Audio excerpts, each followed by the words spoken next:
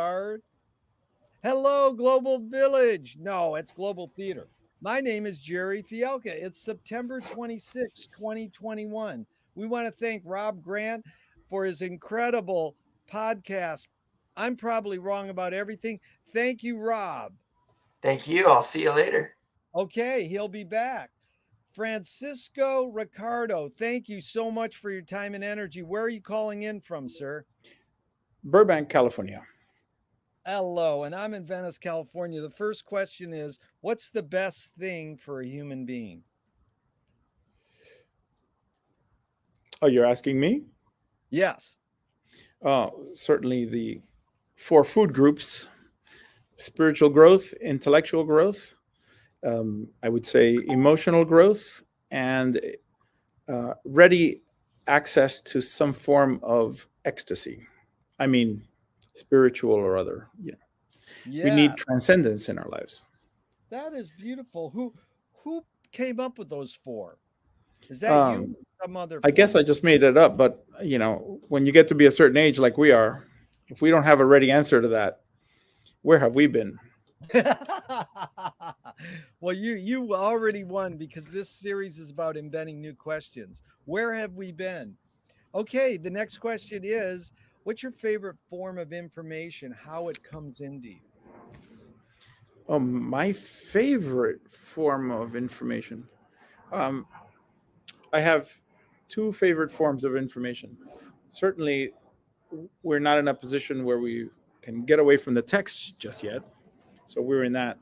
But of late, I've been investigating more extra sensory perception and psychic phenomena. And that there's a lot of information that, having to do with reading crop circles, uh, crystallization in water, getting in touch with um, the spirit guides with us. Yeah, I mean, it'll sound silly to the rationalist mind. No, I love ESP is a very legit form. I believe in that. And so you said there were two. What was your second way information comes into you that you love? Oh, I meant that, but in other words, one sort of primarily sort of textual and in the moment, and then secondarily through that sort of other mode. Like, for example, last night I was at dinner with some friends, and we were talking about, hey, let's read your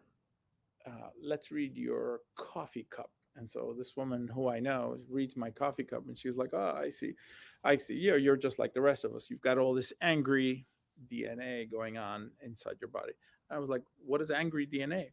And she's like, "Well, you do realize we're this genetic quilt that's come from all these different races, extraterrestrially speaking, and we're trying to reconcile all of that, so we're not as pure as birds, for example. They came and messed with us, eons ago, and the idea of moral dilemmas and trying to reconcile exactly who we are and what's the right thing to do is a conflict being played out all the way down to the genetic level, which made a lot of sense to me. I like that. So, why do you think humans collect or gather information? There's I think maybe this inbred either fear that the environment will somehow control us unless we know more, uh, or on the other hand, um, because a lot of people do that, right? I mean, after all, that's what like military intelligence is, and financial forecasting and weather forecasting. That's all about that kind of thing.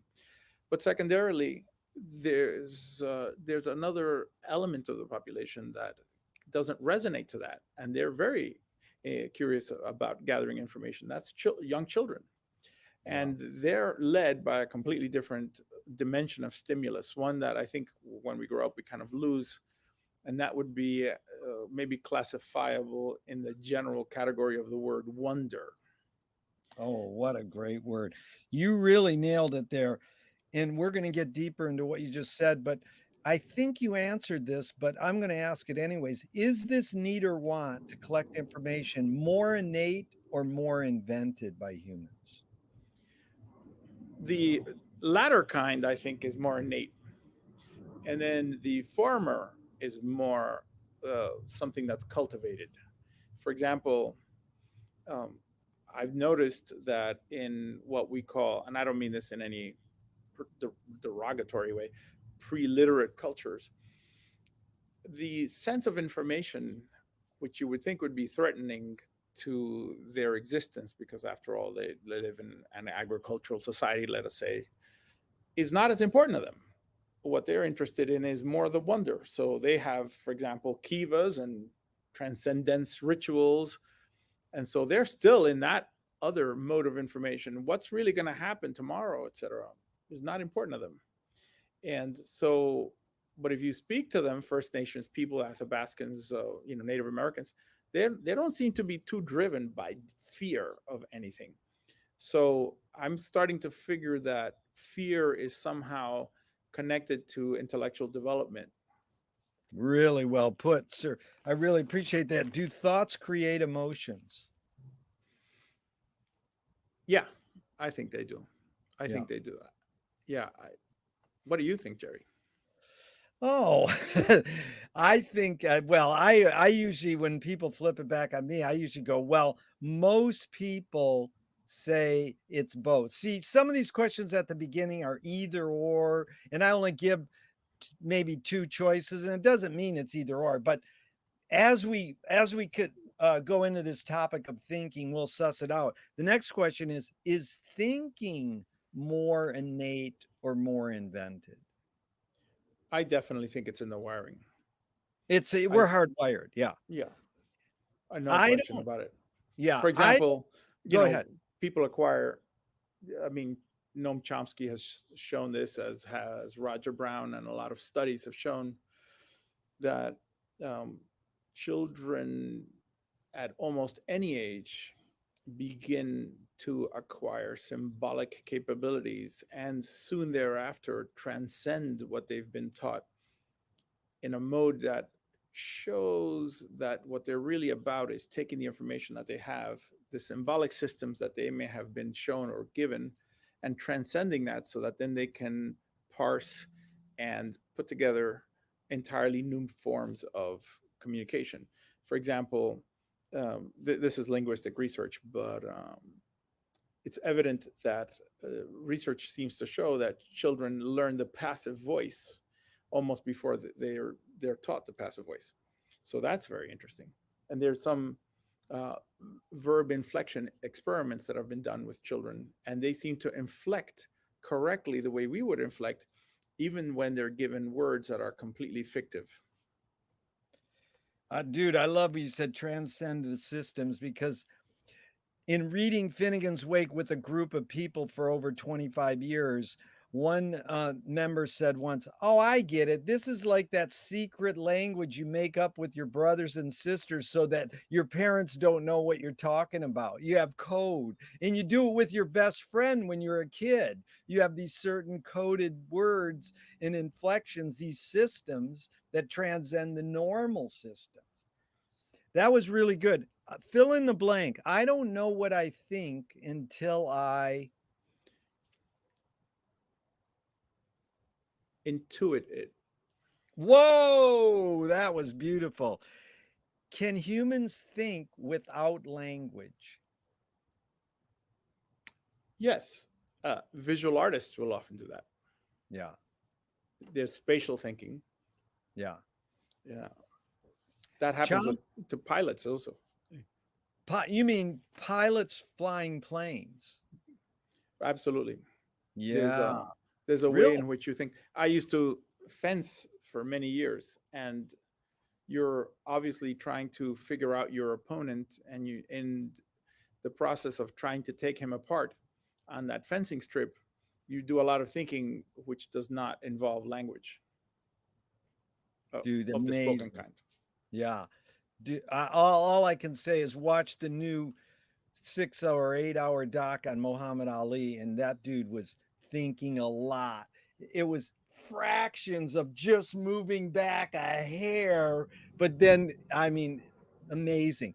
But you have ESP because you brought up Chomsky, and this is perfect through line. Chomsky said a language is not just words.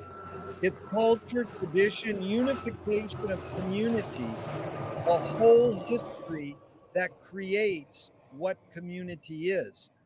How do you cope when language breaks down? When language doesn't work, how do you cope?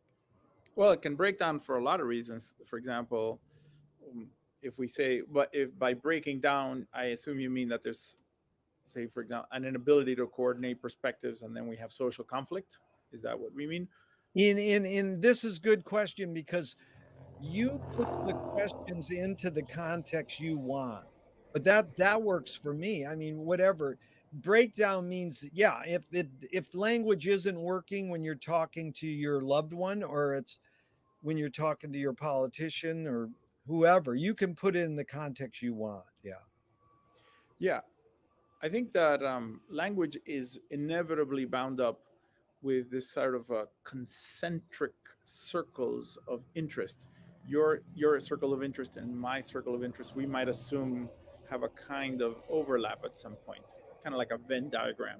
Yeah. And the degree to which your circle opens in order to reach my space and perhaps that of six other people conversing with us really kind of shows your interest in sharing interests with us uh, beyond the individual position. I think that's what the Germans called intersubjectivity, which I think is a beautiful word. So when it breaks down, a lot of times I think it's from a lack of overlapping between these two interests, often having to do very little with, in my view, um, let us say, proficiency in language. For example, we've had wars in this country declared by secretaries of defense in service to presidents, both of whom could be quite masterful in language, and yet we had a breakdown. Yeah. Well put. Um, your observations of humans, I know it's both and it depends. Are humans more feeling beings or more thinking beings? I think they're totally more feeling beings. Yeah. I think it was Gurdjieff or Uspensky who first said that the intellectual centers of human beings are the slowest centers. And when we have an intellectual breakthrough or insight, an aha moment, uh, that never comes without an emotional uh, experience at the same time. So it seems to me that, Yeah. you know, It's the like the the emotional aha. centers. Yeah. Yeah, exactly. The The aha. Oh, ah. Perfect. So Turing asked two questions in 1950. Here's the first one. Is thinking a function of the soul? we'd have to define what the soul is. It's curious that Turing, of all people, would have said that, because he's not on record as having done much soul development, or at least written about it. I mean, he's really basically, I assume in this context, probably asking about soul in terms of its ability to demonstrate some intelligence. Because how else does one know the soul? There's very soulful experience what one can have atop a mountain, like Mayor Baba never actually talked to someone for 35 years. But I think that what he would have probably meant is soul as something that can be objectively demonstrated or projected, measured as that. Because in its absence, how can we answer the question? So I think he probably would have been interested in thinking about some level of uh, maybe self-oriented consciousness whose symbol making system are in some way readable to people who have an emotional or spiritual connection as being akin to what they're resonating to, which is, I think, what he always wanted to do. Boy, I really appreciate how articulate you are and how much you get what we're doing. Thank you so much. The second Turing question is, can machines think? And again, we want to define that, but that question has been taken up by an entire raft of, I say, not a chapter, maybe many books of history and computer science. So he never really defined what thinking is, because thinking can be a lot of things. For example, I did some studies and work in artificial intelligence for a long time. And one of the interesting things about it is that you can teach a computer, for example, to think in terms of even predictive operations. If you, as we know from machine learning, if you give it, for example, even like concept learning. Do you know about concept learning? Yeah. So a computer can learn concept learning. You can write that in a computer program in maybe, I don't know, 200 lines of code. So it's not very much. But we have never been able to teach a computer to do something that we do, which is to find in a space, let's say like a visual field, a visual field. It's never been able to find categories. You have to give it the categories. Yeah. So no computer has ever been able to say, oh, I get the notion of the thing that's on top of another thing, the on top ofness, that particular attribute, and so many others have to be taught to a computer. Like Terry Winograd did with his Shurdlu, this blocks program, and lots of other things. So they can learn with the categories, but a child can actually invent a category, for example, that a computer can never get. So thinking will always be limited and constrained by the idea of the computer being given abstract classification symbols, and then it operates out of those. But you can't teach a computer to come up with a new kind of math or a new kind of spatial reasoning, some algebraic notions. It has to have all this ahead of time, and then it can work with the rules. Yeah. Well put. So this next question, I'm debating how to word it. So I'm going to tell you how I've been asking it for a year or two. And because we're had this through line with the word think, I've been asking people, what do you worry about when you go to bed at night? And then someone said, well, what you mean, what do I think about? So because we've been talking about thinking, the first question is, should I change the question to what do you think about when you go to bed at night, or keep it, what do you worry about when you go to bed at night? I see. I would say that now this is a kind of a psychoanalyst speaking, which I'm not, but I'm just saying the psychoanalyst would probably define that difference between those as, on the one hand, thinking would be a positive function, like a constructive thing, and what you're worried about would be kind of more a revelation of things that appear in one's own world, social dominion, etc., as being somewhat out of balance, or things over which one has very little control. But now, which one would you prefer me to ask you right now? Okay, what do I think about night before I go to sleep? Yeah. And what do I worry about? Yeah. Well, I would say that I would worry about my social and intimate relations with people, people I love, etc. That kind of stuff is much more important, but at the same time, I have much less control of it. Like I can't act how someone. I mean, I can't control how someone. You can do all you want, she's still going to be upset or whatever. You know what I mean. Something like that. Whereas what I think about is often a kind of précis or a summary of my day. And I think in a kind of constructivist sense, I have these blocks that I put in place, and I still need to put a couple more. How do I go about doing this? And it often happens that at night I'm able to kind of like optimize the number of steps that it's going to take me to get to the next thing. It's just, in the middle of the day, I might not think that, but at night I'm thinking, okay, I don't have to do all that. I could just do this, and now I save some time. I can go home early or whatever. In my case, would be having coffee. I think you can relate to what I'm saying. It's kind of it was really well put.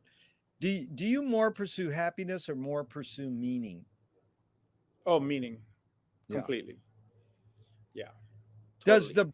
Does the brain more detect consciousness or create it? Like, is consciousness there bubbling away and we're detecting it, or are we creating it? Well, I'm thinking about even probably the first time I thought about this, and then I think about the second time I thought about it. The first time I thought about this was Godel Bach when I first read Douglas Hofstadter's book, Yeah. and then the second time was probably Julian Jaynes' the origins of consciousness and the breakdown of the bicameral mind. Yeah. So in both of those, there's a kind of turning point in the texts. One, it's a machine oriented, and then with Julian Jaynes, it happened in a kind of prehistoric culture, in which at some point, this is what he contends. Um, Man kind of woke up and became aware that he was thinking about something. So then it was the question of consciousness always being there, but it was forever thereafter changed when it became self-consciousness, when it became an awareness that it was conscious in a kind of Cartesian or pre-Cartesian moment. And I think that's kind of the tie between those two. Yeah. Did I answer the question? That was really good, dude. You are so thorough. I'm learning so much. I really appreciate this. What's faster, speed of light or speed of thought? Speed of thought. It's no question about it. Yeah, there's no right or wrong answers to any of these, but you got that one right. You can't. Audre Lorde says you can't dismantle the master's house using the master's tools. Yvonne Rainer responded, "You can if you expose the tools. What new tool do you suggest?" And by the way, the first person to say that was Freud. Before Audre Lorde? I'm pretty sure. Wow, that was, I believe if I'm not mistaken, that was in the interpretation of dreams, dude. in 1901. I love that because I try to quote original sources, but like the great David Rosenberg at CalArts said, I'm not into first. It's like it's just patterns. I'm not saying Freud said it first because Freud might have got it from somebody else and he didn't credit him. But I like to study the through line. Right. I mean, it all it does is it colors the trajectory that's coming at us from the line of inquiry. Yes. Who has it? Who says it? If it had come from André Breton, then that would be a fascinating question. Oh yeah. I drop all these quotes and I say, just stop that. Because as soon as they say who said it, but I like it because Audre Lorde is a female poet. Yvonne Rainer's an important female dancer. Yes. I'm just dropping, once we get into all the male, it's good. But no, and Yvonne Rainer was the first one who said thoughts are things after Edgar Cayce. I thought that was did she really? I love that. I mean, that kind of opens up, it substantiates thought. You mean Yvonne Rainer got it from Cayce? Or I don't think she knew who Cayce was, but he had said the same thing when he was going through those 14,000 readings that we have records of. Not him, but the source of which he was a medium. That is Abby. I wish we could track that down. That would be beautiful. No, he's an important philosopher. So, what new tool do you suggest? Oh, tool for man is a tool using animal, but well, here's the thing. I bring up the two quotes, and then people go, "You can't dismantle the master's house using the master's tools. You can if you expose the tools. What new tool do you suggest?" And they sometimes go, "To dismantle the master's house." I go, "Yeah, if you want to apply it that way." I'm just saying, what new tool do you suggest? I assume, and I'm thinking of this in a Freudian sense, of course, but I assume when we say dismantle the master's house, we're talking about going beyond the unreasonable controls imposed upon us by the ego and the superego. To dismantle that, I think we need to go into some spirit. Yeah. Go into spirit. Wow, that is heavy. Okay, so this sort of follows right along. McLuhan learned from Ezra Pound that artists are the antenna of the race.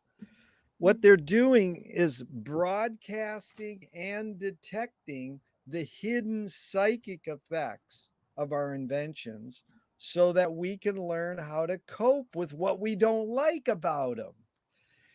So, this was one of McLuhan's main probes. Why do we ignore the hidden psychic effects of our inventions, even though we can turn to the artist to reveal them to us? You know, people are pretty proprietary about the material world that they inhabit. And most people have spent an entire lifetime, in my view, trying very desperately to to create a space that they can have some reasonable control over. And Yeah. they're not so happy when someone else comes along and says, you know, you like some of that crap you eat, you like that money in the bank, you have all that kind of stuff. You know, you know that that's not going to get you where you need to go. You need to go beyond that, right? And okay, what do I need to do? Go to church, stick closely to church oriented social activities. And the answer would be, well, that's a start, but you kind of, again, have to go beyond this as a piece of transcendence because you're not going to find redemption in your bank account. So Yeah. ultimately, you have to find what it is that you would know at the last minute of your last few breaths on that bed, and then try to extend it, play the tape backwards, and not live a life of regret. I wish I hadn't done this. And then from that moment, go forward. But in order to do that, we have to go beyond these things, right? So that moment of transcendence is really where it begins to make sense that our lives can give us something that we don't give them a chance to give us because we're too busily involved in boundary setting and boundary keeping, if Yeah. that makes sense. No, that made a lot of sense. This is beautiful. Are you more afraid of old ideas or more afraid of new ideas?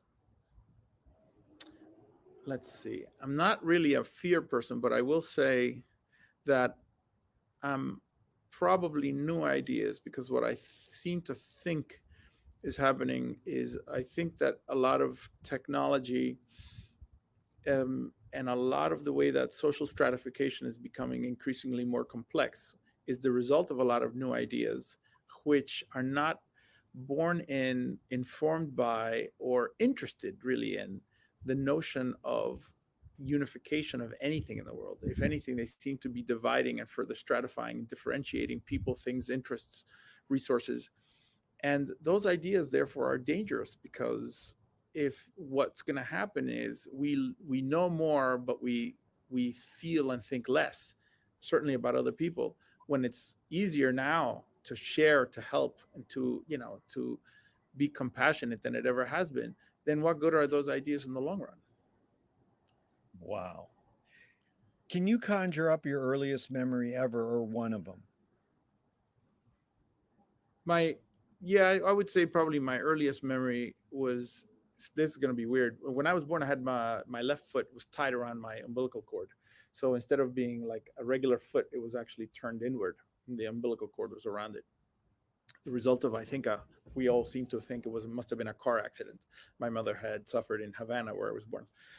And so my first when the umbilical cord was cut in Havana, in this hospital, apparently the feeling is that perhaps the tool that was used to cut was not completely sterile, and uh, in this sort of incubation room where all 9 other of the little babies and myself were, there was an outbreak of what was a pretty virulent kind of almost Ebola-like staphylococcal infection, and the other 9 children died, and I'm the only one who lived. But that meant that when this infection meant that while I had it in my body, eventually I had to have an operation on like around my umbilical cord because it was really just exploding out. It was just like really bad. So my first real kind of memory was remembering being brought to the hospital, and my aunt,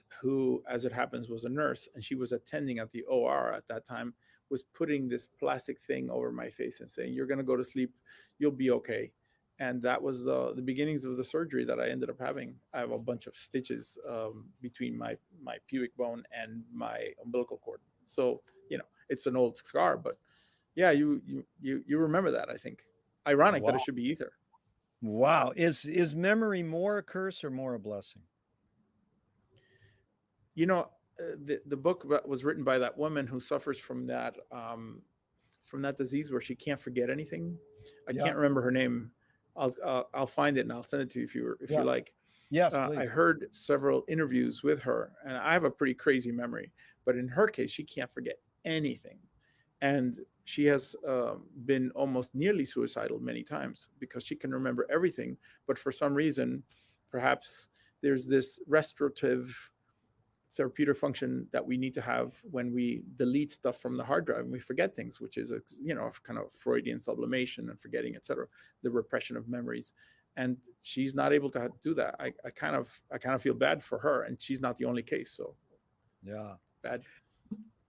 Francisco, tell me someone in your immediate family who had an impact on you, was sort of a role model, and what specifically was that impact? The second part is outside your immediate family, but just briefly. Oh, okay. The, do you mean within or outside? I have Oh, both. the first one is within your immediate family, role model impact, and what was that impact? And then outside your immediate family. I would say probably the more significant impact that I had was definitely from my father, who was an architect and a philosopher. So I think from him, I really derived a love of ideas and understanding of architecture. And he, all of his life, was very interested. It was from him that I learned about Gurdjieff. We followed Buddhism together. Paramahansa Yogananda. He was just like this guy who was just insatiably bound to a kind of a spiritual mission in his own life, a very selfless person. And if you believe in like astrology, he had this like grand cross, which is a very difficult aspect. So his life was always very hard. He was a very humble man, and he died a couple of years ago. And so he was very, for me, instrumental in creating a great interest in ideas, both at the rational level and then at the kind of spiritual level. Beautiful. And outside your immediate family. When I would say, I would have to definitely say that after eventually when we left Cuba, we went to Spain. From Spain, we came to the U.S. And then the transition was so difficult that my parents got divorced when I was about 17, which is okay because eventually they had a pretty reasonable relationship between each other. Two very different people, but my mother eventually married this Spaniard who was even more influential to me than I think probably than my father, because to the extent that my father was a lover of great ideas and we would go to museums together, etc. This guy was so grounded and so down to earth, and he just uh, gave me an understanding of social relations and told me that basically showed me how to let everything slide off and not take anything very seriously. And it always did that with a sense of humor, which is, I think, the best way to deal with crazy people. And it was a tremendous lesson in resilience. Were you raised a particular religion? Yeah, I was a Catholic, although it was really strange because while we were kind of your typical normal Catholics, we would go to church. In Cuba, it was forbidden to go to church for a long time. I don't even know if it's still allowed now. I mean, they don't enforce it. You don't go to prison, but it's the Marxist system thinks that religion is the opiate of the people, and so therefore it's not sanctioned. But when we went to Spain during Franco's time, everything that was forbidden in Cuba was mandatory in Spain. So it was a highly highly Catholic space, and so in large part that was the religion that I really went through everything with. Um, I think I've gone beyond it. Yeah. See, you got ESP because I was just going to say, did you ever check out? So going beyond is better than check out. Do you pray? Yes, I do pray. Um, my prayers are not like the Lord's Prayer. It's although I do believe in the very much in the Lord's Prayer, but I do also feel that we wouldn't be here, even like right here. I'm in this household by myself, right? So like we wouldn't be here if someone wasn't behind you, around you. The great intercessors. It um, took a lot of work to make it possible for you to enjoy the privilege of being alive. Yeah. And we need to put some industry into acknowledging that, and that's what prayer should do. Really well put. You're touching me deep in my heart, sir. I really appreciate this. If God does exist, what do you want God to say to you after you die? What to say to me? I guess he would say, I would like him to say, you know, uh, you overcame the tests uh, of your individuality, so that you could become part of the whole, of which you are now an intricate piece. Wow. Do evil people exist, or does evil use people as a vehicle?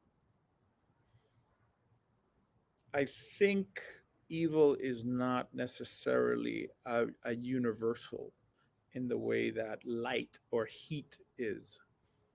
I Yeah, think it's the absence um, of unity. that is well put. This question I'm going to set up with a few modern thinkers' thoughts. The basic question is, how do you advise someone to deal with an enemy? Alan Watts says, if you acknowledge your enemy, you empower them. Coppola stole from the mob and the samurais, keep your friends close and your enemies closer. JFK said, forgive your enemy, but don't forget their name. And Fellini says, I need an enemy. So the basic question is, how do you advise someone to deal with an enemy? But first, how would you react to Alan Watts? If you acknowledge your enemy, you empower them. I think he's right. I think any language has a power to it, like water does.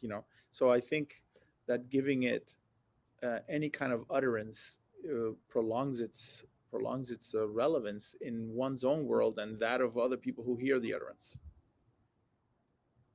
So, how would you advise someone to deal with an enemy? Depending on whether the enemy is your enemy or someone else's enemy or everyone's enemy. We've had presidents that have become in this country not that long ago kind of the kind of a totalitarian enemy. I've lived in Cuba, where our enemy was someone you just couldn't, Castro, you just couldn't overcome him. And people certainly in Nazi Germany, there was no way they were going to overcome that. At that point, when the largest possible enemy, being a kind of a large institutional demagoguery, military type state of an enemy, which is, I think, of the largest one we can have, even greater than a pandemic. Um, the only way to really deal with that is to try to outlast it and create a separate space in which you can retain your resilience. That is brilliant. I love that. James Joyce was the first projectionist in Dublin about 100 years ago. He basically checked out. He said, why should I go inside a building and see a movie of a tree when I can go outside and see a real tree? Years later, Faulkner said, sometimes the best fiction is more true than journalism. Why do we have to recreate things in order to get them? Why do we have to go to a theatrical play of people acting out life? Why don't we just live life? I'm not surprised that Joyce would think this, because he had a very contentious relationship with language. Language is a kind of staging of reality. It's not reality. But what happens is that the only way that we can make meaning out of something is by having a way to recapture it in our minds, in our soul, etc. And if it's really meaningful, it has to go beyond one's own life. So we have to have a way of passing this along. Language, I don't necessarily mean written. Obviously, we know oral language and, obviously many other kinds of symbolic forms, which maybe gets to Cassirer if we were going to talk about Ernst Cassirer. But the idea of symbolism has an amplifying power over the thing that we are captivated by or influenced by. So that if, for instance, I believe in the idea of, let's say, the Trinity, let's just say, because we were just talking about Catholicism, for example, there's many, and I feel that there's the Father, the Son, and the Holy Ghost. I'm not bound by this. I'm just saying, whenever I see whenever I see a triangle, then that's going to evoke that meaning for me over and over and over again. So language has a way of kind of being the voice in the cave that continues to echo and reverberate the thing you said. And that's very important for us. Otherwise, we would live in completely, amnesiac times, in a complete shallowness, which is okay too. I mean, I think Ted Lasso said, if we're to think of a television series that's kind of funny, he, as a coach of a British football team, he says, well, don't dwell on your losses. You have to be like the goldfish, have a 10-second memory, and that's how you overcome your difficulties. But in large part, you can't have a 10-second memory of things that you put into language, and more things are worth keeping than forgetting. Wow, that was heavy. Let's walk me through your career sort of calling.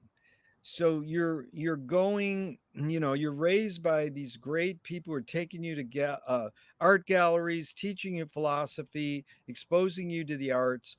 And at some point you go, I want to be a writer. And then let's take these three main callings, maybe, unless you want to change them. I want to be a filmmaker. I want to be a musician. Who who are you reading where you go, oh, I want to be a writer? Who are you looking at? Oh, I want to be a filmmaker. Oh, you're hearing who? I want to be a musician. Well, certainly the writers for me were always, for reasons I can't explain, except maybe if you believe in reincarnation or something. For me, the writers that were I was most influenced by, and to this day whose influence in my life is not small, have been German writers, German philosophers, Germans of all kind. And largely, I think it's because the way that they have this, they unite. I can think of certain people, but this is something the Italians and the French don't do. Certainly the Spanish don't do it, and I don't see the Far East kind of bringing this to the table either, which is, it satisfies my need for two things.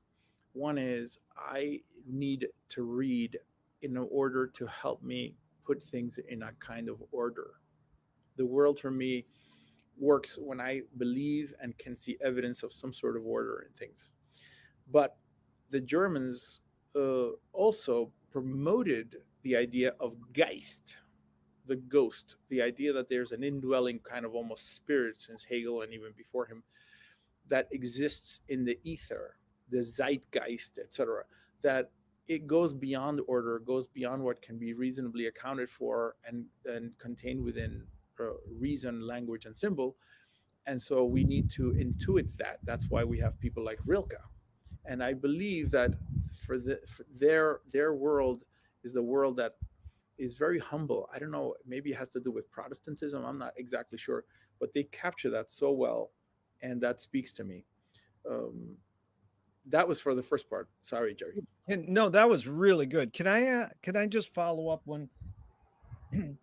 I like what you said about this, the Geist, and then and they want to intuit the spirit, this other. Maybe it's called otherness. Is this similar to what I say in the McLuhan Joyce world, to uncover the hidden psychic effects? Is that similar to what you're talking about? It's like a little deeper, like deep sea diving. It's a little deeper what Zoom has done to us. It's not, it's evident. It's made my meetings way better. Sorry, people get mad at me. I'm not going to return to no live meetings anymore. These are way better. But it's like there's hidden psychic effects. So that was good. But let's stay on that for a second. When were you reading the German philosophers? In high school? Because your teachers were telling you, your dad was telling you, or on your own in college? Where'd you discover them? No, I certainly, he turned me on to quite probably Freud was the first one I really went after. I mean, certainly we went through, I don't know, it's fairly fair to say that Freud's star has been falling quite significantly in the last 30 years, which is fine by me. But the idea of approaching something systematically that was in itself so resistant to systematization, such as the subconscious, was irresistible ground for me, because I figured even if I ended up disagreeing with him, I would end up getting some kind of excavation tools, some resources, some Yeah. ways by which the rational can approach the irrational. Because I know the irrational approaches the rational all the time, and has its way with it. So then in college, certainly to be sure, my first interest was in psychology and philosophy, and they're two sides of the same coin. So that was very very strong for me. And there are some people I still find I mean, the best the best uh, the best understanding of German thinkers comes from other German thinkers. I'm thinking, or even of French thinkers. I think of someone like I don't know, let's say Jean Piaget. Although he wasn't German, he spoke quite well, and he wrote in German a lot of time. And so his conservation experiments were ones in which Einstein said that only they were so simple, only a genius could have thought of them. Now Mm, that's a lot to unpack in that. that So is. this is kind of what I mean, of psychology and philosophy and the Yeah. German way. I mean, certainly, for example, the Protestant, way of thinking about things. It's maybe the Protestant ethic, the spirit of capitalism, Weber, those kinds of thoughts, that kind of world is really helpful. I don't know why. I mean, and certainly art history began with the Germans. They invented art history. So that's really interesting. We think about Wilflin and other great writers in that space, and we think about Brentano, Husserl, all these great Germans whose worldview may or may not have been perfect by today's standards, but they gave us something. They gave us a methodology by which to understand many elements of the world that I think today people are. I don't know. It just seems to me that they're not as enamored with language as an investigative tool, but it's there. Yeah. Really well put. So now to music and film. You're growing up hearing music. What point did you go, oh, there, I want to play music. I want to do this instrument in film. What films are you seeing growing up and where on a TV or in a movie theater? I want to do that. Uh, it's fascinating because I mean, I certainly grew up with a lot of Cuban music, but I wasn't all that interested in Cuban music for some reason. But when we arrived in the United States, which was in 1971, now try to imagine what New York City was like in 1971. So we left, let's say, Franco's Spain, which was arch, I don't know, arch fascist, really. And we had come from an arch communist country to an arch fascist country. Ended up in Times Square in 1971, which is an arch capitalist country. There was just nothing in the middle. I mean, we were like going from one extreme to the next. And one of the things we experienced was downtown in what is now, or what had been, the Cafe Wa, if you're into that kind Yeah. of Oh, yeah. mindset. That same space down on McDougal was a space. It was a cafe called the Cafe Fenjon, which was yeah, you probably know it. A lot of people, it was owned by a guy named Menachem Dworkin, Manny Dworkin, who was from Israel. And in this cafe, you could have all kinds of food, but then there were people like this guy Ali Hafid who played the dumbek, and there were people who played the oud and electric guitar and bouzouki's, etc. And so the music of the Middle East was so strong there that I ended up studying the dumbek and Arabic music, and that is one of my favorite instruments. And Arabic music is an amazing influence in my life, tremendous. All Middle Eastern music, but that was my first instrument for sure. And then you're gravitating towards music because it's being played live more so than listening on a radio or on a vinyl. Yeah. For sure. And then Yeah. later I took the guitar because I mean, the dumbek is a complicated instrument. It takes 10 years to learn it. So even though Yeah. it's this little tiny drum. So what I ended up doing later was I took this interest in guitar. There was always a guitar in the house. And much later, I learned flamenco guitar. But before then, growing up in New York City, I was extremely all about the idea of jazz and bebop because it was a complex form, and I really was interested. And I still remember hanging out with a friend of mine, Larry Lanoff, who later became his own film director, a very cool guy. And he lived in the West Beth Artists Housing, which is the coolest artists place. Gil Evans, a lot of major people live down there on Bank and Bethune in Lower Manhattan. And I remember him asking me, well, what do you want to do with your guitar, man? You sound like you're frustrated. And I'm like, yeah, I can't do enough. I would love to study with someone like John Scofield, someone like that. And he's like, John Scofield lives here. And I didn't believe that. And incredibly, one of the rare kind of serendipitously transcendent moments of my life, he was showing me the basement of Westbeth Artist Housing, and the elevator we were going on the way up to the back to the first floor. Who should be standing there but John Scofield? And I was completely stupefied. And Larry goes, and we were both 16 years old. And he goes, hey, John, how are you? Listen, my friend here wants to study with you. And he just shook my hand, and he had his guitar and his gig bag over his shoulder. And he's like, 25 an hour. I'll see you next Wednesday. And he was an amazing, I mean, John Scofield is truly, he got me over the bebop thing, heavy duty harmonization, etc., in a huge way for many, many, many, many years. How lucky, dude. I saw him play with Miles in Beverly Hills at what a show. But let's go. Dave Liebman touches on this, who was playing in that band at the same time. Great. Him. And another musician friend of mine says, the three tenets of music are taste, technique, and theory. So technique is the hand. That's what Liebman says. The hand. Liebman says hand, head, and heart. So technique you can learn. Theory you can learn. How do you acquire taste? How does one acquire taste? As a player or as a listener Listener, and spectator? either. Put it in the context you want. Yeah. Well, I think taste can't come before a large amount of exposure to certain things. You don't get taste the first time that you see television, for example. Like it could be, hey, look, the yellow chicken is like, Sesame Street, whatever. I mean, it's just a strange experience. So taste has to be something that comes fairly far along the road of exposure to the arts. And I think of one thing that Whitehead said, that almost anything, including the arts, follows three steps or three phases. One is romance, one is precision, and one is generalization. So romance, for example, in the case of acquiring an understanding of music, for example, I'm a big lover of fashion, Karl Lagerfeld, and many of the great fashion designers. It's exactly the same thing. You have to be exposed to these things for a long time, because of your essential fever, your love for it. So that's the romance part. Now, next, you decide that you want to be a musician, you want to be a fashion designer, you want to be an architect. And that means you have to go to school, or you have to have a tutelage in some way. You have to acquire the principles.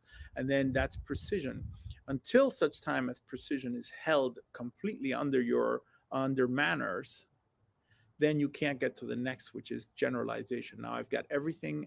My name is Picasso. It's 1917. And Georges Braque and me, we're going to sit here and we're going to do this thing. And it's called Cubism. And that's how you get that generalization, which is transcendent of all the previous things. That's taste, because artists have always had a level of setting taste that is ahead of times. Well put. It reminds me when some German government official was touring the art studios in Paris, and they went into Picasso's, and he was finishing up Guernica, and the German dude goes, "Did you do Did that? you do this? No, you did it." Yeah, exactly. I can't pull anything over. You're just the master. Thank you. This is I learned that from Simon Schama. Very interesting. Nice. This is McLuhan. I'm curious your reaction. Song is slowed down speech. The reason cultures have different musical taste is ultimately connected to language difference. I think it is connected to language difference, but when we speak about song, we have to also think about what song has meant over time. Song had a very different meaning in the past than it does today. For Homer, song means something different. The Serbian, for example, the Serbian poets who would go at length for 3 days. And, I'm thinking of, say, for example, Albert Lord's The Singer of Tales, how songs themselves were the kind of social memory of oral cultures. That was a kind of powerful way in which those things were performed for reasons that had more to do than just mere entertainment. It had a lot to do with kind of the reinforcement of cultural identity in the group. and that still happens in the Transcaucasus Mountains, etc. So that's in. But I also think though that to me the idea of song is the barometer, if you like, or some kind of instrument that tells you the heartbeat of the culture you're in.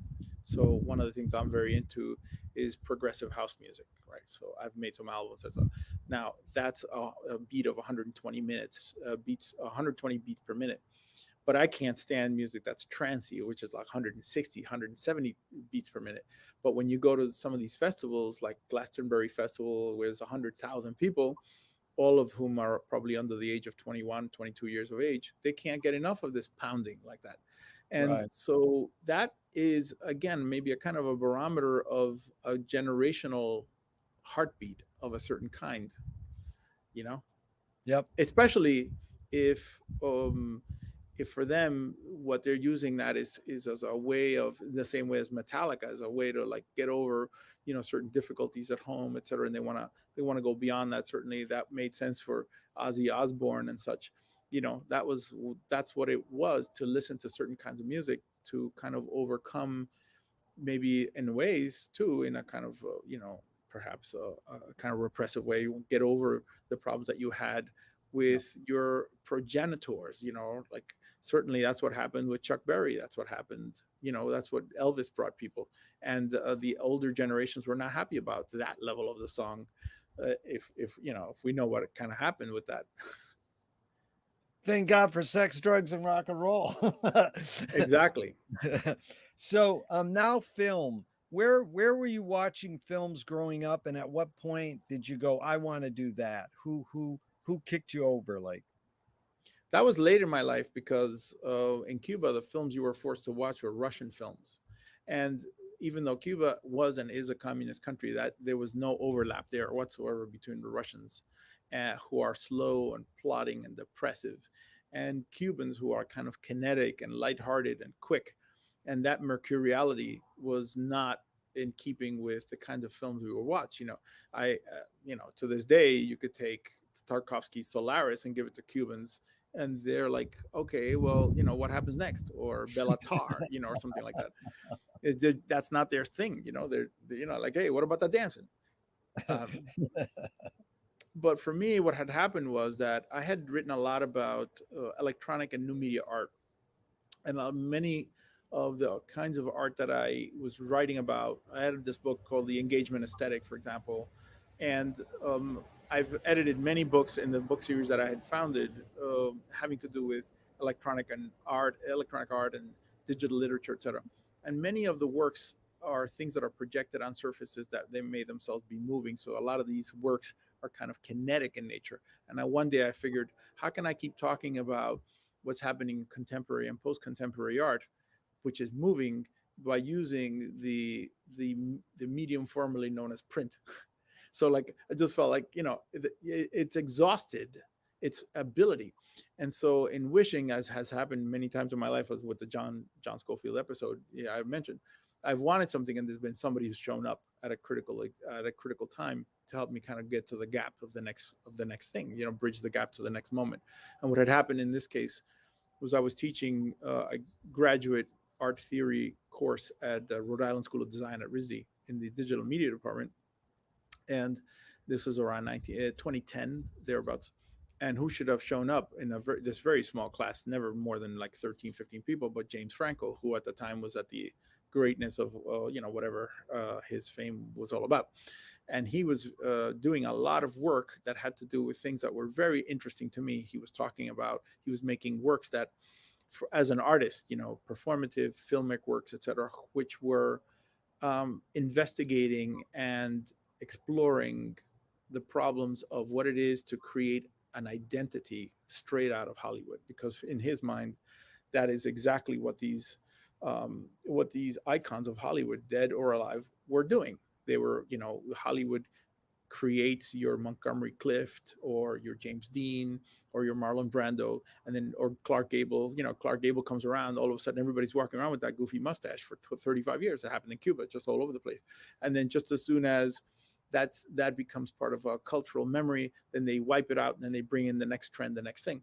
So for him, that was something that was fascinating, and for him a kind of portentous, ominous sign that no matter how well he did, he was going to be kind of washed away into the next, whatever the next thing would be. But he found that to be a kind of an interesting psychological episode, and he put that in his works of art that he was doing, that he would do in galleries, etc.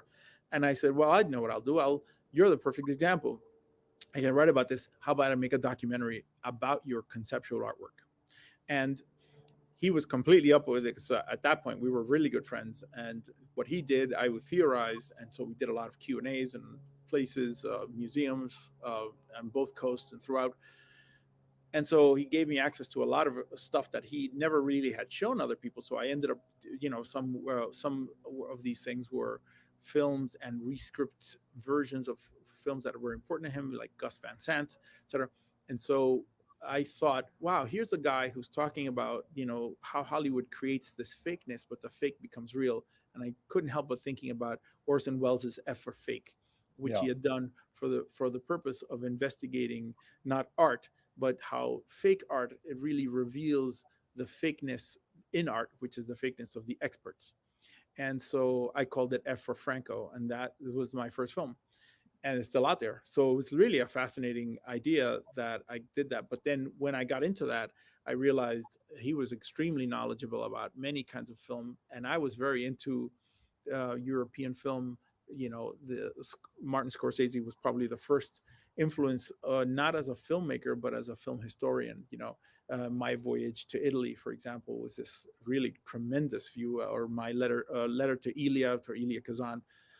And so, getting an expert to show you how he himself was influenced takes you light years ahead very quickly, because you learn the world from their perspective and they just take you right through it. So then I became a big, aficionado of Antonioni and Fellini and Visconti and all of that through Martin Scorsese. Yeah, so for me, that was really super fascinating. That was super. Really, you really zoomed in on that. And I gotta say, Marty's doc on how Picasso and Braque affected cinema, and cinema affected Braque and Picasso. 45 minutes. You can watch it free on YouTube. It is Yeah, amazing. Everybody should watch. So, agreed. a screenwriting teacher told me great art, great film is when you can clearly see the intention of the maker. Kubrick says the opposite. Great film, great art is when you can clearly not see the intention of the maker. What role does intention play in your creative process? Well, for me, well, if from the standpoint of someone who would be interested in teasing out the intention of someone else's work of art, it's always been difficult because art historians who've been very influential in my world always are very reticent about talking about intentions. We don't really know what Hieronymus Bosch's, let's say, intentions were in creating that craziness that he did. And what was Vermeer's intention? He only created 35 masterpieces, etc. So what do we really know about intention? And sometimes when that intention is available to us from the artist in the form of some maybe interviews, etc., he's probably being coy and not being very direct. All we have to do is think of the name of someone like Andy Warhol, and you realize that whatever he says about art in terms of the intention of his work really is probably not what he was really trying to do at all. um, so in that sense, intention is, for me, a kind of sometimes dishonest statement when people speak about it, because more often than not, if you've ever seen, okay, the maybe if we study how art is created as a process, and Jerry, you're a big scholar of this kind of thing, there's a great interest in us trying to understand how someone came to his ideas. How did McLuhan's ideas develop? How did that happen? How did he come to this painting style? How did surrealism develop, etc.? You start to realize that when we begin that journey of exploration, the belief is that that process is steady and interesting, methodical, and informed by a certain kind of foundation. But as you get on in it, you start realizing that that's not what they're doing. What they're doing is they're just basically playing around and trying Yeah. things, and then they take them right down again. You know, some of that film that we see of Picasso painting on the, on the glass, you start realizing is not really anything other than some sort of trial and error, and his mastery is going at it, you know. So while his head is working to some degree, his heart is on it 100%, and it's hard to understand intention when the heart is going in an aleatoric way. Really well put. Duchamp said there's no art without an audience. How much are you thinking of your audience when you're creating your art? Like, for example, in the case of my music, I don't think of the audience except, and certainly I did this in film too, um, in which we, certainly you've never heard of it for Franco because it's such an experimental film. It's like, it makes Derek Jarman look like Fred Rogers. Um, I would say, That I would was say that my view of the audience is a hopeful view. I hope that they'll come to what I've come to. I hope that they will stretch and watch what I'm doing or read what I'm going after or listen to this in a way that goes beyond the conventions. But if you don't want to do it, then we have a problem because I can't really work in convention. It just is boring. And what's the point of it for me? I need to question the form. beautiful. Do artists have moral obligation? I think they have the same moral obligations as everybody else. Yeah. But what happens is if they, the same moral obligations as everybody else. Okay. But they're in a position where those moral obligations are polarized by the fact that they have a certain kind of exposure. So, for instance, maybe I'll buy a house and then I'll sell the house, I'll flip it 30 days later and make twice my money. And nobody cares about that, couldn't care less. But then uh, maybe Jeff Koons can create a balloon dog, which is also kind of in a way a kind of parody of the system. Because I'll be like, oh, I'm playing the system. Look, Jerry, I'm going to flip this house. I'm going to make all this money. Let's just say nobody has a problem with that. But all of a sudden, he makes the balloon dog, and people like Robert Hughes ask him, what is it that you mean by this? And then he gives you some droll answer that's really, in my view, probably more playful than truthful. And then people go, oh, well, I think he's gaming the system. You know, I think Damien Hirst is gaming the system. I Yeah. think, they're contributing to a downfall of the values of art. Do they have a moral obligation to maintain those art? So, but the thing is that since they're so well known and they have that exposure, the question becomes bigger. Yeah, that's really typifies the guy who sold the invisible sculpture a couple months ago for a bunch of money, and everybody goes, "That's horrible." It's like, dude, Warhol and McLuhan said art is anything you can get away with. It's the last bastion of freedom. That's the art is it. Okay, so that was good. What do you think the motive of the cave artist was? Not what Herzog said or just your intuition, not what the anthropologists say, but your intuition. Well, let's begin with description. It's really surprising to me that for all of their drawing, we have neither in Lascaux, Altamira, or anywhere else that we can find, we don't see much of a presence at all of depictions of human beings. Now, no one seems to have made much of that, but to me, that's such a quandary how we're watching these game animals so deftly drawn in these flowing lines that just capture something that is very kinetic. Perhaps it's a kind of motion of freedom, etc. But I personally think that because they portrayed these animals, I think that they saw in these animals, there's going to be ridiculous, but I think that they saw in these animals more than meets the eye. I think that they had something that these people wanted, that they felt that there were these notions that today we might understand as, way, here's your power animal in a kind of symbolic way.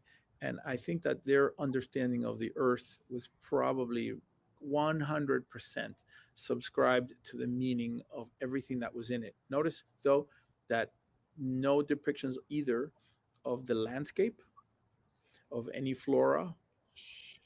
There's nothing in there, anything. It's just these animals running around. I mean, it's for me indicative of what's not there, that what is there isn't just a drawing, but it's a kind of almost meditation. Boy, you really said a lot there for me to think about, and it was really well put. So, these two pioneers of experimental film, George Manupelli started the Ann Arbor Film Festival 60 years ago. Cinema's only 130 years. So, his festival's going strong. His mantra was ignore yourself. Jonas Mekas says there is no self expression. And Cecil Taylor says, I'm just a vehicle and this stuff just comes through me. I know it's both and it depends, but is art making more self expression or more vehicles for whatever dominant technology or culture is present?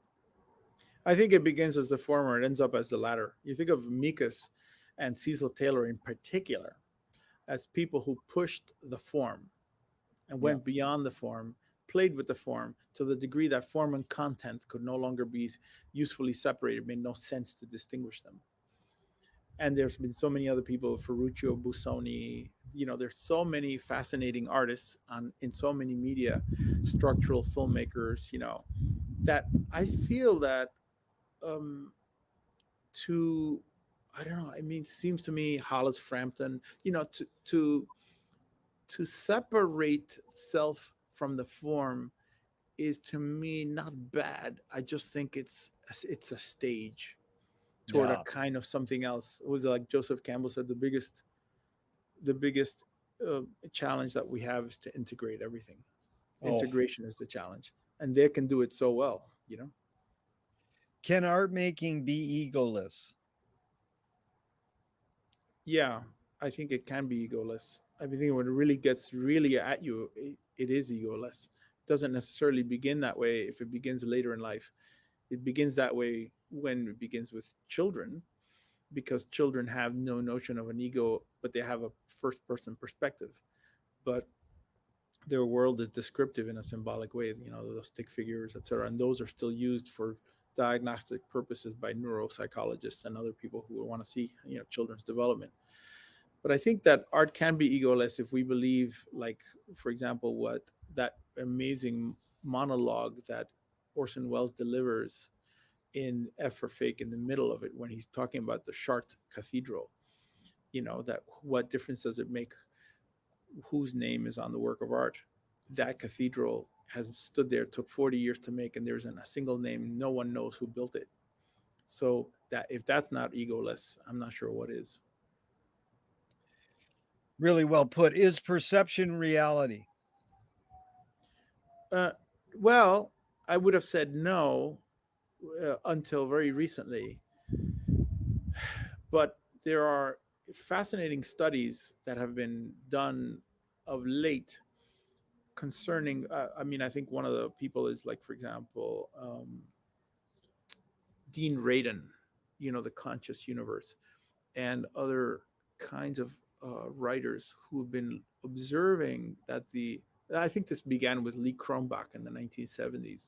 Lee Cronbach was an experimental educational psychologist, and he started noticing that the way that you set up these rat mazes and other kinds of very classic operate conditioning Skinnerian experiments would have these kind of weird ways in which the way you observed it, the way things were happening, were in the way that your operant was operating through the in the experiment, would have an effect if you were watching it. It would have an effect on the outcome, and he called that interaction effects. Cronbach did, and then Dean Radin began having these really interesting experiments that I think cost him his tenure at UNLV in Las Vegas.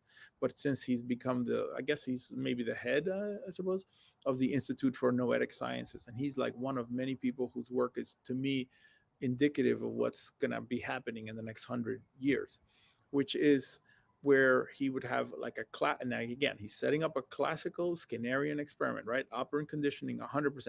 He goes to one group and he says, you're going to watch a screen right here, okay? And I want you to pretend that you can predict the number that's about to appear on that screen. And then you press the bar when you're ready. but you're not really going to predict the number. I'm just saying, we'll do it 100 times. And so people think, oh, I'll think of a number. I know that I can't predict this number. And then I hit the bar, and they write down the number first, and then the bar will show them the number. And there's very low correlation, as you can imagine, between the number that they wrote down before the number appeared on the screen and the number that appears on the screen. He does the exact same thing with a second group, in which he says, we have evidence that you've been selected for this experiment because you have this ability to project your number onto the system. Okay, and the system can actually read it. So I want you to think of a number, and when you press the bar, that number will come out, and it'll be bad at first, but you'll get better and better at it. Turns out that the predicted correlation of that was way beyond statistical significance. So what does that tell us? It tells us that there's a way in which there's a temporal folding of sorts, in which the independent variable is just as dependent as every other variable. Amazing. Really well put. So Moshe Feldenkrais, thank you for that. That was a great lesson for me to learn. Moshe Feldenkrais works with healing and movement. He says it's literally possible to identify a weakness and incorporate it to become a strength. Rather, we're normally taught to overcome a weakness. Tell me a weakness you turned into a strength. Well, I mean, I agree with his entire method. And those of us who have had any kind of disability, if you broke your leg or something, you realize how quickly it becomes a strength for you, right? So I think for me, the strength became having had my operation, both in my foot and my staphylococcal infection, kind of thing, gave me the strength of being kind of, I don't know why, but I'm not very sensitive to pain. I've seen lots of things happen to people, and I don't have much pain sensitivity. There may be some sort of neurological response to that in that level. At the same time, I kind of grew up in really tough neighborhoods of New York and stuff. It was really rough. So it gave me a kind of resilience that to this day, people here in Southern California sometimes find me a little bit too rough, too tough to, deal with. I can go Kojak on them. And I don't mean to. It's just like that was the language of the streets where I grew up. That's it. Bleecker Bob, he sold rare records to all the rock stars. A great guy. He said to me once, I'm not an asshole. I'm from New York. You've talked to him, right? Yeah. That guy, you would walk into that store and he did everything he could to get you out of there miserable and not buying anything. And you would just argue with him, and that long, weird kind of hair that he had, that roundish kind of face. And every time I went in there, I tried to have an argument with him to just kind of pacify him and buy something. I never could do it. I don't know how he maintained that business. I don't know how he did it. He must have had good mail order on the side. Tell me one major element of your creative output, your creative process, what you are, that's changed, in one major element that stayed the same in the decades you've pursued.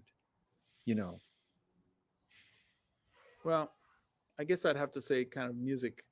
It was the easiest one to kind of give some correspondence to, because when I first started making music back in the days when I had my own sort of jazz group, it was very beboppy.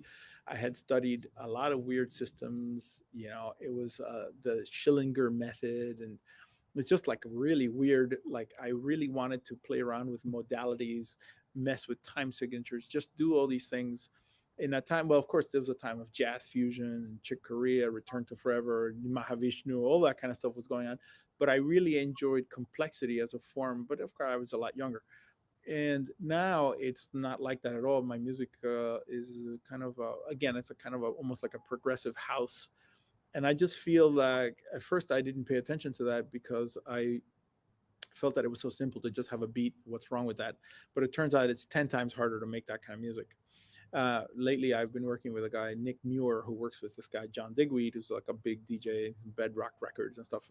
And it occurred to me that you could literally spend 1 year on a tune, because it so happens that when you hear doo, doo, doo, doo, it has to actually be introducing these changes that, while they're not monotonous, have to be mesmerizing. Yeah. but so you have to include these changes and include them very slowly. You have to mix this tune in a way that is, you have to master this thing in a way that's very difficult. You have to have all your registers in place. Nothing can step on anything else. It is crazy. I just worked with a guy, Tim Green, who's also a big DJ. He mixed one of my tunes. I came back. It's like you can spend years just working on the sound as an audio engineer, much less so the more you simplify, the more you have to perfect. You really put that well. And we'll definitely have to have a session on binaural beats and vaporwave and everything you're pursuing in music, because we definitely come from the same sort of roots, and George Russell and Sun Ra and Frank Zappa. So anger can be a productive emotion when fill in the blank. When you're stuck. What's the most significant difference between women and men, physical aside? The lack of linearity in women that men seem to think is the solution to everything. Wow. Why do women live longer than men? um they I think they, well, there may be a genetic reason for it, but I think they live longer because they never seem to abandon the emotional dimension, whereas men put it aside in order to favor and privilege thought. What caused matriarchy? I think matriarchy came from some, you know, I mean, matriarchal societies are societies that are the longest, the oldest societies, right? And certainly even here, like the Hopis and stuff, is primarily matriarchal. So I think what created them was the and there are no there are no matriarchal societies in really cold climates. So perhaps something about the environment allowed men to stay out longer, which meant that the children needed further education, work, etc. And um, so matriarchy is deeply tied to the vital center of certain societies, which, as we became more patriarchal, the vital center disappears. If we look at Christopher Alexander's architecture books, are really a pattern language, etc. There's a history of us escaping from the center of a small village, etc., and breaking out, and then becoming more spokes on a wheel and creating the urban sort of sprawling metropolises, etc. That I think that matriarchy does not want any of that, because it does not want anything it can't keep close to its chest. No pun intended. And I think that's kind of what created it. The idea of that closeness was more important than anything else. That closeness, that was beautiful. You create what you resist. So this is a saying, I'm not saying I agree or disagree with it. Bob Goldthwait morphed it into you are what you hate. James Joyce said, it's a curious thing how your mind is supersaturated with the religion in which you say you disbelieve. And of course, Louis Buñuel nailed it. He said, thank God I'm an atheist. How do you react to this this comment? You create what you resist. I'm not saying you, but just in general, one creates what one resists. I think there's a lot to that. I remember with my mother, she's a very spiritual person. And so we spent 5 days in like this abbey in Santa Barbara studying under a woman named Teresa Dale. She's still around. Very, very advanced soul. And Teresa Dale began to work with, there were 25 of us for that entire week, and the idea that the more you resist something, the more you attract it. And there's a Yeah. way in which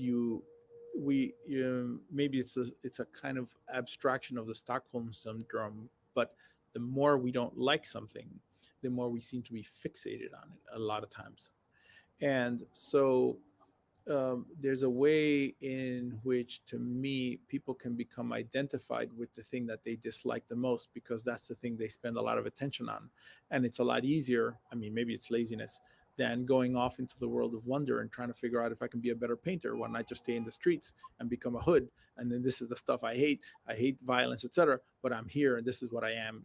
I'm not leaving this. And so that kind of weird self tattooing is kind of marking oneself in a specific place, at all costs, including you pay for it with the price of the future, and potential. Swift compared satire to a mirror in which people could see every face but their own. Can satire be destructive?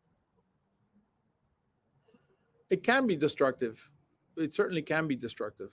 You didn't say self-destructive, but I could make fun of somebody who, hey, Capone, hey Al, nice car. That'll be about the last that I hit, you know, and that's actually happened, throughout history. That making fun of someone who is in a position of power can get under his skin, and it's just as easy for him to snap his fingers and like, back of the restaurant, I want itty bitty pieces, okay. So I think that that's definite, and certainly in a lot of societies that's been the case. Absolutely, there, which makes you wonder how people like John Hartfeld got away with it. Right. It's interesting because my friend who's comedy specialist, he said that's the job of satire, to be destructive. But indeed, it's a tricky question, because if you're dead, most people think you draw a cartoon and they kill you. That's this death is destructive. So it's like it's I mean, it's funny about the cartoon. One thinks about Charlie Hebdo. that's what I said. Yeah, meaning exactly. Yeah, I mean, satire was very deadly in that case. Yeah, Or the Dutch guy who made fun of Muhammad, and yeah, he ended up being decapitated in public. yeah. I mean, I had a friend. Okay, so I had a friend. I went to Harvard, but I always hung out with the people who were very unconventional. And so I had a friend, Todd Foley. He came from Worcester, and one time was hanging out with him. And Worcester is a working class town in Massachusetts. I'm not from Massachusetts, but so New Englanders are a whole different thing. And so they went to go. I was hanging out with a group of his friends, and they saw someone's car who they knew in the parking lot of like a supermarket, and they said, "Oh, let's turn this guy's car over." And they started trying to lift the car to turn it over, right? And this was all being led by this big bully who no one had the gumption to turn down, because the bully was the big guy, and the car door comes off on him, on his hands. So that everyone puts the car down and like, oh wow, and he's holding the door, and he puts the door against the car, and he goes, fuck him if he can't take a joke, and he walked away. There's always, what I mean to say with this is like, Yeah. satire is a very generous way of thinking that reasoning can solve everything and account for everything. So it's a form of rationalization. It is. Can you forget to die? I think you can forget to die. I think you can forget to die because when we go into, I don't know if this has happened to you, I'm sure it has, when you go into strange spaces, weird houses, cemeteries, etc., and there's people walking around in there who are disincarnate. Many of them don't really know that they're not dead anymore. And so I think they forgot to die, and they certainly are stuck and they don't know where to move. That certainly has happened in the 9/11 site, which in the beginning I went down there, and man, that was full of spirits. It was a strange place, and people are not aware. It's a lot like The Sixth Sense, the movie by Shyamalan. I mean, Yeah. it's a lot like that. Yeah. On what occasion do you lie? Okay. I have a tendency to be a little too truthful. I'm an Aquarius, so a lot of times I have to lie when someone did not do a good job on something, but their intention was there. I'm like, that's actually really great, a fantastic start, you know, and that's not a problem. Okay, we'll do this later, but I know I'm going to throw out that work and I have to redo it myself. but it's very important that if you're a leader or if you're a manager, you're not just telling people what to do. You also have to build their motivation. You don't build people's motivation by telling them that their work is inappropriate. You have to find a better way. That's why in West Point, people go to become leaders as, they're going to start as first lieutenants in the Army, second lieutenants, I should say. And it takes 4 years to make a leader.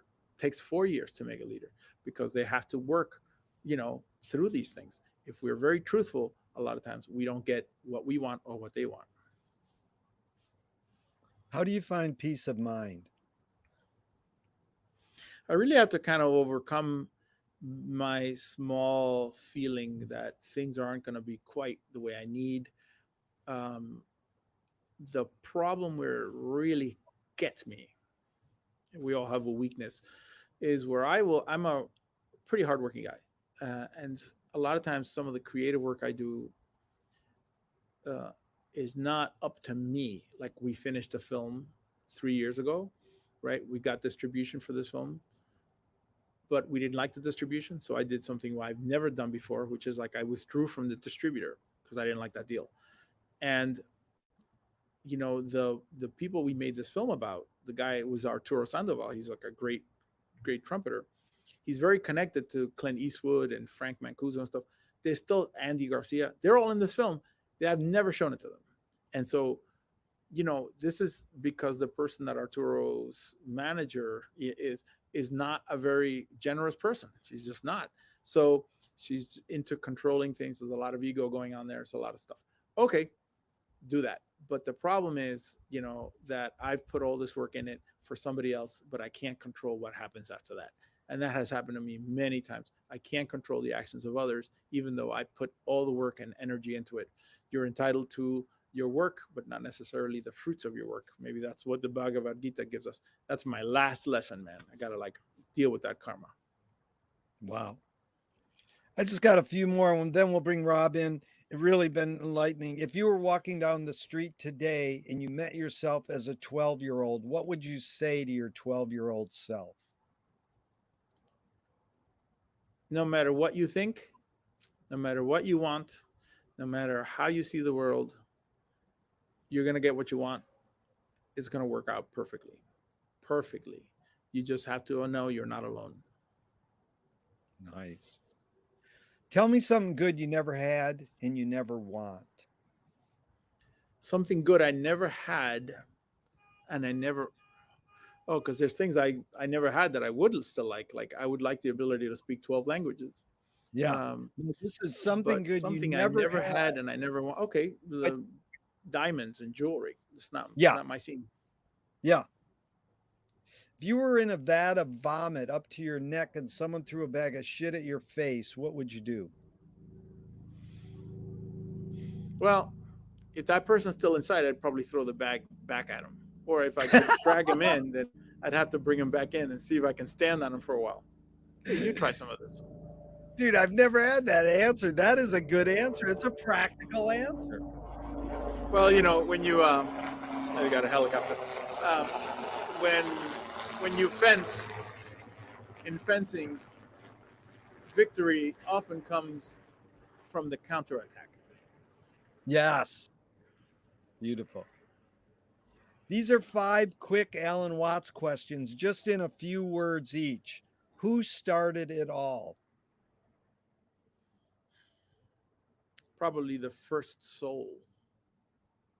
Are we going to make it? Yeah, because we're all getting out of here one way or another.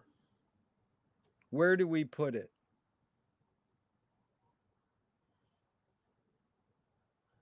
I guess we put it in our memories. Who's cleaning it up? I think the earth is. Wow. Is it serious? No. Beautiful.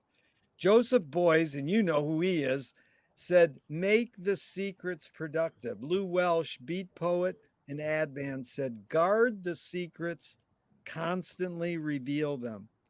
But it was Thornton Wilder in 28 said, art is confession. Art is the secret told. But Art is not only the desire to tell one's secret, it's the desire to tell it and hide it at the same time. You've laid your cards on the table for 90 minutes. I'm grateful. I'm not insinuating you haven't answered this, but what's it really all about for you? For me, what I would love is for other people to walk with me if possible. But we're speaking about aspirations, right? Walk with me in the dance of kind of weird faith that you have in understanding that creative expression is the next step you have to go to. So forget about art as this side thing. Forget about science, forget about technology and all that. Art is the path to the spirit. It's the stepping stone beyond the sensory, and that's what we need to get to if we're going to return to the star seed source that we come from, Yeah. and get all this DNA that we have from all these beings sorted out. Because ultimately, I don't think science is going to get us there. I don't think technology is going to get us there. Bigger cities, more stuff. We don't need to get anything more out of the earth. So we have to find a way to step over ourselves and get into something higher. And to me, um, I'm not really super into the idea of another religion as a way of doing this, because religions are so prone to distortion and demagoguery and control. But art, which is in everyone's hands, is always available to you. And the I guess maybe the danger of creative expression isn't so bad if people tried it more. But society doesn't seem to be too interested in that, because obviously it's not even very interested in preserving cultural education. But I think at the individual level, that's never going to go away as a desire, as a potential need, and people will never stop feeling empty until they actually embrace the creative self. Wow. That was so well put in. I'm going to ask Rob to jump in, but as he's jumping in, I wanted to follow up on what you just said. Auden, the poet, said, the mystery of art is that we don't know if it activates or pacifies us. Any comment on that? And then we'll go to Rob's question. I think there's a lot of mysteries to art, just like education. Learning is a big mystery, and maybe Yeah. maybe learning is a form of art. It's the embrace of the abstraction, because Yeah. people don't really like the idea of thinking in larger things, but that's what the power of symbol is. And 30 minutes listening to Joseph Campbell makes it clear to us that that is all around us, and that's kind of the next step. As I say, we need to get there, man. We need to get there and stop being so rational. Right on. That was good. That was super special. So, Rob, what do you got there? You got a question or two? I mean, I was taking notes while you guys were talking. I mean, that was awesome. A lot of things I'd never heard of, such as noetic studies. So I definitely was checking that out. One question I kind of had, which I actually think was answered, is what is holding, The or invisible is man there will not be seen tonight. what is holding us back in our next step in human progress, or is there something holding us back?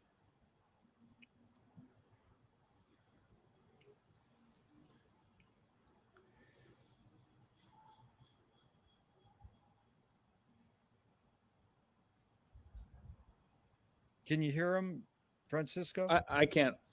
Oh, you Oh, he can didn't hear hear me. you. Can you hear me now? Still can't hear him? No, I Okay. see it. I see a black screen. On my right third is black, and I don't see Oh, Rob. you don't I hear just him. see a Okay, black screen. I'll just repeat it. What is holding us back in what, Rob? In human progress, In human progress, what is holding us back? or is there something holding us back? Or is there something holding A us back? failure. Yeah, I think it's a failure to understand what the larger goal really is. The Yeah. larger goal is kind of a collective unity, that we have to have, but not in a kind of naive or romantic kind of way. It doesn't really get solved by us thinking about what's going on in third world countries, and then how, in a kind of Bill Gates way, we can, re-engineer the allocation of scarce resources so that then we can find a solution to factory farming and feeding these people. That's to me, that's not a solution at all.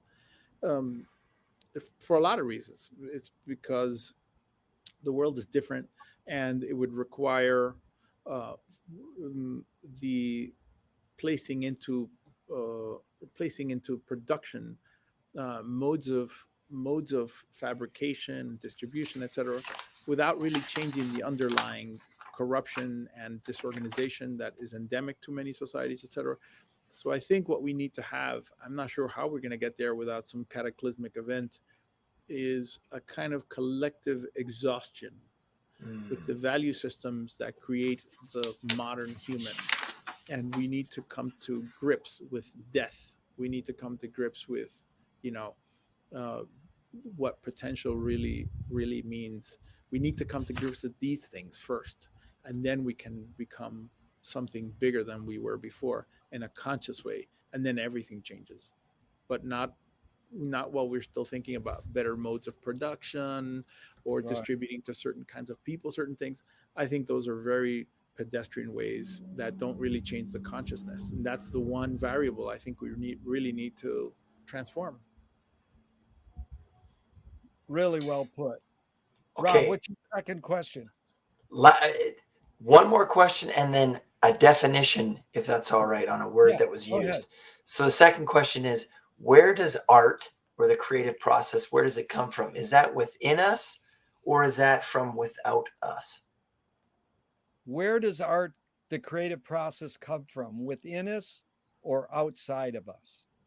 I think it comes from outside of us. I Yeah. definitely think that it comes from outside of us, and we pick up things. I think, when we think about people who are spiritual mediums, and like me, you probably run into quite a few people, who are like there in the room with you, and they're like, oh, I can see behind you is this person describing your dead great grandmother or somebody. They're no different than artists are. I think, one of the things that those people can do that artists also do is they have a gift for giving you a kind of message that has one powerful piece of import in it, that is that it tells you who you are. Art can tell you who you are in a way that technology can't. And when art can't tell us who we are, as Robert Hughes once said, then there isn't any point in having it. But of course, it'll always be here, because the question of who we are is the whole reason that art exists in the first instance. Really well put. What's the word you wanted to find, Rob? The inters, not ancestor, but intercessor. He What's used at the beginning. you were used it at the beginning. You remember it's a German word, I think. Oh, Or me, intersubjectivity. yeah, intersubjectivity. He wanted to know what that means. Intersubjectivity is the coordination of perspectives between more than one person, so that it is both an aspiration for agreement, as it were, or some form of agreement. Germans don't necessarily feel they need agreement. They think of agreement as a kind of naive version of the totality of intersubjectivity. And more than agreement, it's the willingness to exchange.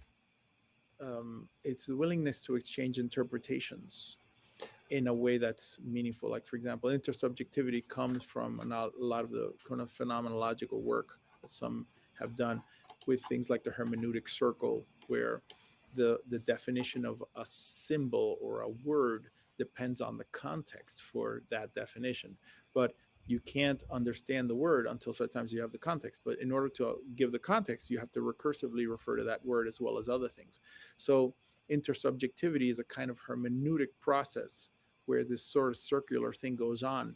And that's very nonlinear. So again, intersubjectivity does feel like it has to be something shared among people in a process way, not a result way.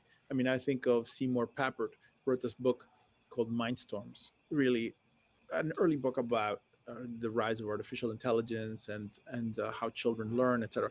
And he's South African. He was South African. and he ran the epistemology and learning group at MIT. But along with Marvin Minsky, was one of the, I don't know if he was one of the proponents or one of the people who set back artificial intelligence for many years. Papert important. So in Mindstorms, he he defines a very interesting moment where he went to a conference on education, and I think of education and technology. And in the conference was all this give and take from different representatives of different countries. He would step out to the hall to maybe go get a drink of water or use the restroom, and he found that there were these African, I believe they were Maasai people, were never in the conference, but they were always in the hallway, sort of in a circle, talking to themselves, among themselves. So it's not long before he starts noticing that, they're having a great conversation, but they're not really participating in the larger dialogue that's going on in the main plenary. So then he asks them, why are you guys not participating? And they said, well, the way that we like to talk about things is to share meanings, etc. But you feel it's not a comfortable way for us to talk with you guys, because you always in your culture, someone always has to be wrong and someone else has to be right, and everybody has to be convinced. And that's for us like a strange thing. We don't work that way. We just share the ideas, and we know that somehow it's going to instinctively work out in the group. Really well put. Rob, you got to mute or not rattle your papers. It's coming out. It's too strong, the paper rattling. So thank you so much, Rob. Those are really good questions. And just in closing, Francisco, this has been truly enlightening. And you really evoked this question McLuhan asked. He didn't even answer it. He just asked it. How about technologies as the collective unconscious and art as the collective unconsciousness? One of the things that Jung said about the collective unconscious, he had this kind of quaternity kind of view, where you have, just so we can put it in context, the individual consciousness, that's you, what you're seeing in the world and how you can report on it. And then you have the collective consciousness, which is definable as maybe the zeitgeist or the cultural identity of a group and a society. Then at the subconscious level, we have individual subconscious, right, which is what's going on in maybe me with some of my dreams or something. And then there's the collective unconscious, in which my dreams or anything else actually is shared by other people. But one of the things that I do agree with Jung on this, that he felt was a kind of a defining point endemic to collective unconsciousness, the collective unconscious, is that everything that is material that comes from the collective unconscious, things like archetypal symptoms, archetypal figures like, the great mother, the shadow, etc., were things that were spontaneously arising out of themselves. And he never answered the question, but he posed it many times as to who is the dream maker here? Yeah. Who's putting together, the story that you are seeing? Because there are puns in there's visual references, there's all kinds of interesting temporal folding, etc. Well, how is this coming?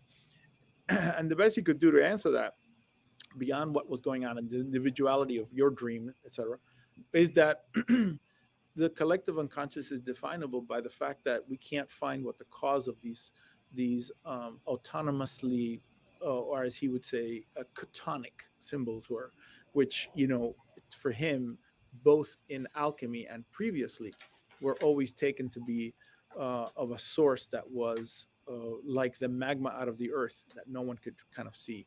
And if they could be created by humans, if they could be rationalized and given certain kind of shape, then they were not part of the collective unconscious, but maybe some sort of filtered rationalization of it, which serves a different purpose.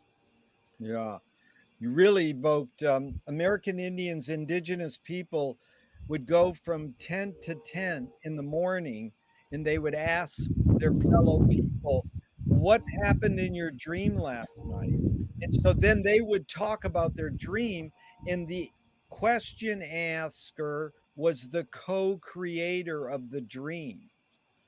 So that we say that's what Finnegan's Wake is by James Joyce. When you read it out loud, we're the co-creator of Finnegan's Wake. Reading it out loud as a group of people, that's a living organism. It's not like Joyce going, I wrote a great book. He's like, dude, I invented Zoom podcast and I disguised them as a book. Okay, 2 closing questions. This has been true ever since we met at Sam Green's film screening. Dude, I've been waiting for this moment and you delivered more than I could ever ask for. And I sure hope you'll come back someday. What's the healthiest cultural shift you see developing today? I think maybe a suspicion of materialism. Yeah, wow. I started that in the 60s. That's still going. Well, it took a break in the 70s. Yeah. Like And I this. guess in the 80s, if you believe in what Reagan kind of unfolded and unleashed on people. What gives you the most optimism? The inevitability of a lot of the inevitability of the breakdown of rationality, that you, no matter how we try to put form into things, ultimately that form breaks down, and we have to struggle once again to come up with a way of understanding the world for which the previous models do a very like piss poor job of explaining anything. So ultimately, uh, you know, people are going to, in my view, just accept things as they are, and then maybe they can act authentically in the Sartrean sense. Yeah. That's Bucky Fuller all the way, man. He said that. Break you and Marshall, flip your breakdowns into breakthroughs. We're all crew, no passengers. Perfect. You're perfect. Dude, I love you. That was amazing. Thank you so much, Francisco Ricardo. Thank you, Rob Grant. What an evening. Thank Thank Beautiful. you. you. That was Look awesome. forward to seeing you again. Take care, Jerry. Yeah. Be well, and keep Thank keep you. keep this beautiful work going. Yes, you too. It was so good. Thank you. Good night.